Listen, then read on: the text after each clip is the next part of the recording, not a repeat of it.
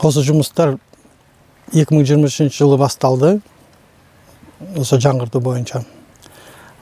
Жылу біз былтыр бастаған жұмыстар жазы күні бастадық та күзге дейін жылу бергенше бәрін бітірдік. Осы жылы жылу бергенше қалған учаскелерді бітіреміз деп жоспарлап отырмыз. Бүгінгі күнде барлық 8 учаскеде жұмыс жүріп жатыр.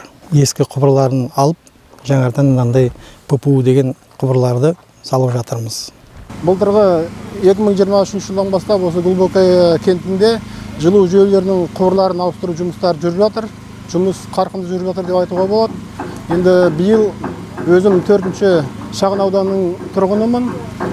Біздің районға да биыл жаңадан құбыр тартылып жатыр. Енді әр үйдің іргетасына дейін құбырды тартып берді бізге. Біз өзіміз ары қарай үйге қосып алдық, үлгердік оны істеп. Енді осы жылы бәрі қосылып, жылу беріледі деп, үйіміз жылы болады деп сенімдіміз. Енді осы жұмыстарды атқарып жатқан аудан әкімшілігіне, аудан әкіміне, Елдар Лұқбекұлына, әкімнің кенттің әкімі Руслан Ақылбекұлына көп алғысымызды білдіреміз. Енді жұмыс болғаннан кейін көшенің бәрі қазылған. Енді оған осы ауылдың тұрғындары түсінікпен қарайды деп ойлаймын.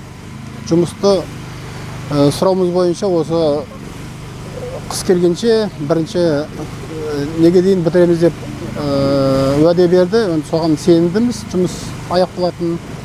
Көңіліміз толықты. Қазір жылумен қоса біздің шағын ауданға суық суында жүргізіп жатыр.